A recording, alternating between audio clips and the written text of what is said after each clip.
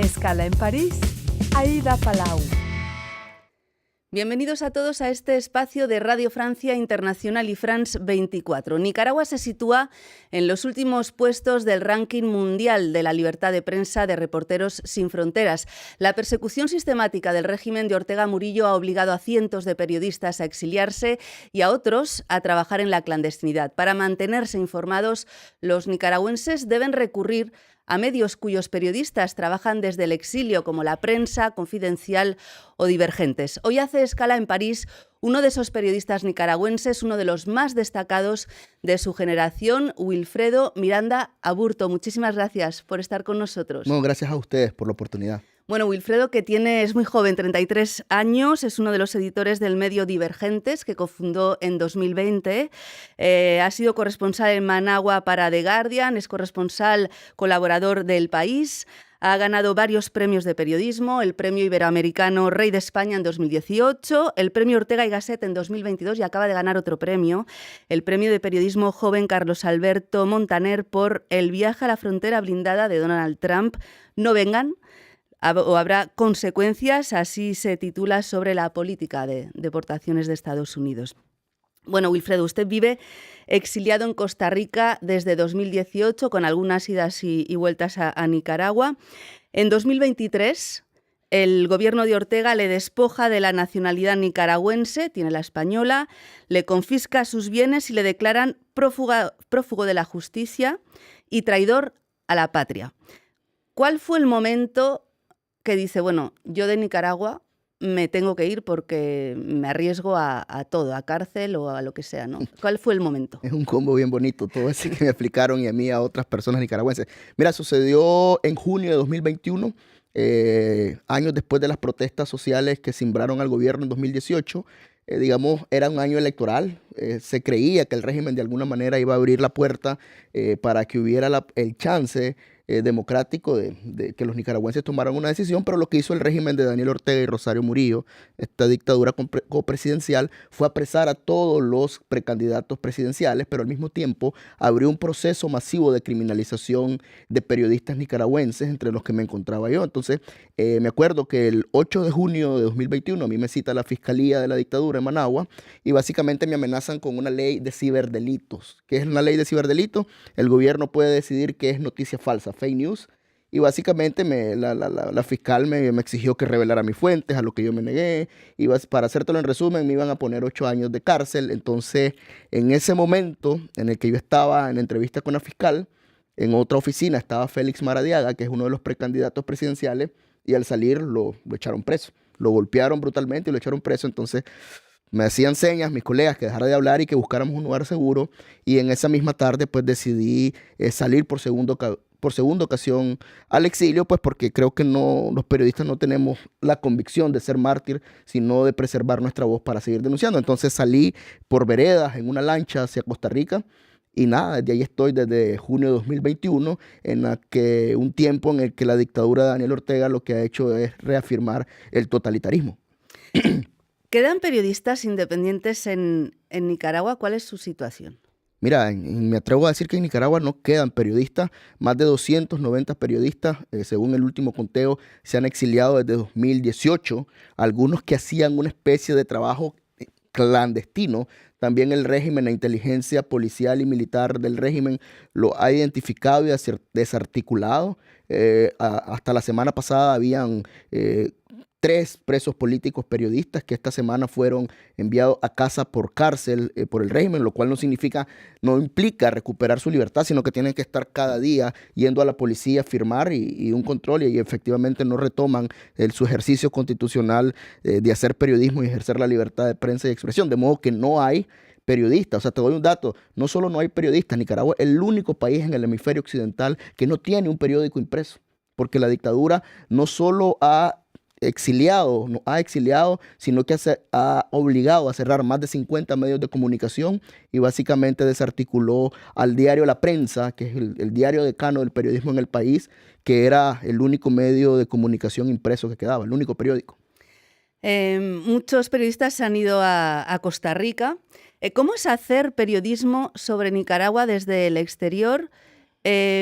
supongo que hay gente que les informa, que arriesgan su vida para poder informar a los nicaragüenses. Mira, es complicado, sobre todo cuando vos crees en el periodismo que va al lugar, que se ensucia las suelas, que siente, que huele lo que está pasando. Entonces es bien difícil tratar de contar nuestro país, aun así que estemos cerca en Costa Rica. Entonces eso nos implica una serie de retos logísticos, periodísticos, para tratar de contar. Obviamente nos basamos en algo bien básico del periodismo, que es, por suerte, haber cultivado fuentes que continúan dentro del país, que nos siguen dando información, también usar la tecnología para tener, digamos, un polo a tierra con lo que sucede en Nicaragua, para no perder de vista cuánto sigue costando el pasaje del bus, cuánto vale la libra de queso, o qué es lo que siente la gente, o entender ese terror con el que se vive en Nicaragua, donde el gobierno dice que se vive en paz, pero la gente lo que hace es reprimirse lo que piensan. Entonces, eso nos ha obligado, digamos, a adoptar medidas como el anonimato para explicar lo que pasa en el país y obviamente tener mucho más rigor, pues, porque con el anonimato, creo yo, es una puerta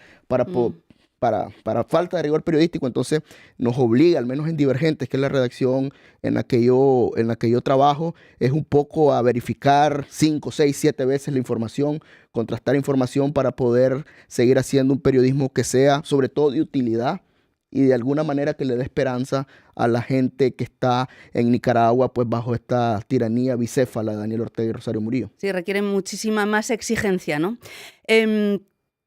Usted tiene que tomar precauciones también en Costa Rica. Parece que el país, que era como un refugio para los periodistas nicaragüenses, ya no lo es tanto. La situación ha cambiado mucho. Hay como una especie de represión que se está desbordando. Cuéntenos. Sí, hay una represión transnacional. No solo la dice el periodismo, la ha documentado en su último informe el grupo de expertos de Naciones Unidas. El brazo largo le llamó de la represión que ha llegado a Costa Rica, y creo que el mayor reflejo de esa represión transnacional fue el asesinato en junio del mayor en retiro Roberto Sancán.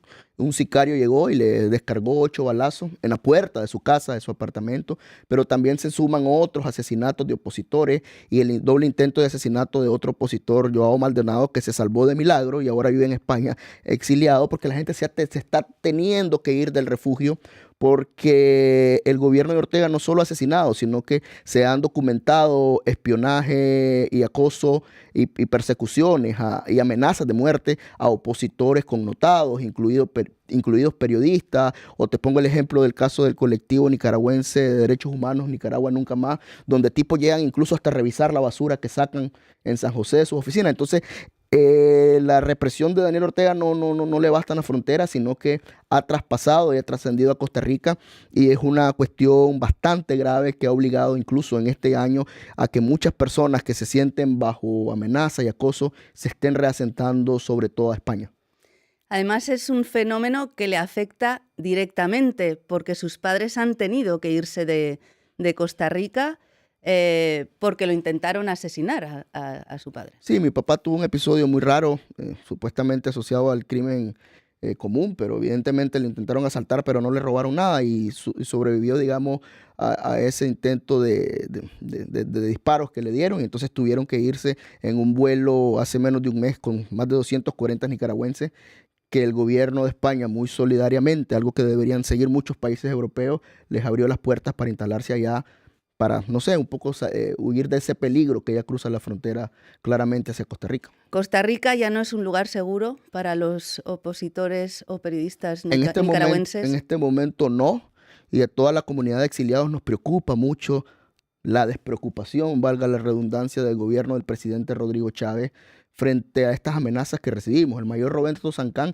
había denunciado amenazas de muerte a la Dirección de Inteligencia, que es un órgano adscrito a la presidencia del presidente Chávez, y básicamente le dijeron, bueno, ahí está, no pasa nada, y lo que sucedió fue que lo asesinaron. Entonces, creo que todas esas amenazas se han traducido en que mucha gente se esté yendo de Costa Rica porque el refugio ya no es seguro. Su región, la región centroamericana, está viviendo tiempos muy convulsos para el periodismo. En El Salvador, por ejemplo, Reporteros Sin Fronteras alerta sobre las amenazas, persecuciones judiciales y asfixia financiera a la prensa bajo el gobierno de Nayib Bukele. Esto ha provocado también el exilio de muchos periodistas. La mayoría, por ejemplo, del equipo del Faro tuvo que irse. ¿Se puede establecer un paralelismo entre Nicaragua y lo que está ocurriendo en El Salvador? Sí, la única diferencia es que Nayib Bukele es que es extremadamente popular, a diferencia de la dictadura de Daniel Ortega y Rosario Murillo. Más de 40 periodistas salvadoreños, incluidos amigos y colegas del Faro, Gato Encerrado y Factum, se han tenido que ir al exilio. ¿Por qué? Porque evidentemente en El Salvador se ha iniciado un proceso de desmantelaje total de la institucionalidad y el balance de poderes en virtud efectivamente que el presidente Bukele ha desarticulado la violencia de las maras. Pero ese régimen de sección impuesto le ha servido para machucar a sus críticos. En El Salvador ya hay presos políticos y menciono el caso de la abogada de Cristosal Ruth López, que investigaba corrupción y está presa por hacer lo que hace. Y básicamente Bukele ha pedido un cheque en blanco a cambio de la seguridad ciudadana por desmantelar el sistema institucional. Prueba de ello que ha hecho lo mismo que Ortega. Violó la Constitución para reelegirse, puso a sus jueces que fallan como él quiere y controla todos los espacios institucionales de El Salvador y cada vez va desmantelando cualquier resquicio para la crítica y el disenso que son, no sé, fundamentales en toda democracia. Nos queda muy poquito tiempo. Yo quería preguntarle brevemente cuál es la urgencia en estos momentos de los nicaragüenses. Mira, la urgencia de los nicaragüenses en estos momentos es básicamente ver cuándo va a terminar este capítulo tan nefasto que ha quebrado demasiados vínculos familiares, porque casi el 12% de la población de Nicaragua ha tenido que huir del país desde 2018. Te estoy hablando de casi 900,000 personas. Entonces ha sido un quiebre familiar muy doloroso y no se ve a la larga ni en la configuración de la comunidad internacional en este momento, encabezada de alguna manera por Estados Unidos, que vaya a haber una resolución pronta para una dictadura que se ha aislado y ha instalado un totalitarismo que parece hasta ahora ser muy eficiente para callar y meter terror. Entonces creo que la gran urgencia es ver cómo podemos resolver esto sin que esto nos pase por armas y por violencia y por más derramamiento de sangre en nuestro país. ¿Usted cree que algún día podrá volver a ejercer el periodismo en su país? Ese es mi anhelo, de alguna manera. Si me preguntás cuándo lo veo, no sé. Estoy, como lo escribí en un artículo hace poco, en una larga estación al país al que no sé cuándo puedo volver. Lleva tatuado su país Sí. en el brazo. Bueno, pues muchísimas gracias, Wilfredo Miranda Aburto, por su tiempo, por toda esta información. Le deseamos muchísima suerte. Gracias a ustedes por la oportunidad. Y gracias a todos ustedes por habernos acompañado. Ya saben que también nos pueden seguir por internet en rfimundo.com y en france24.com. Hasta pronto, amigos.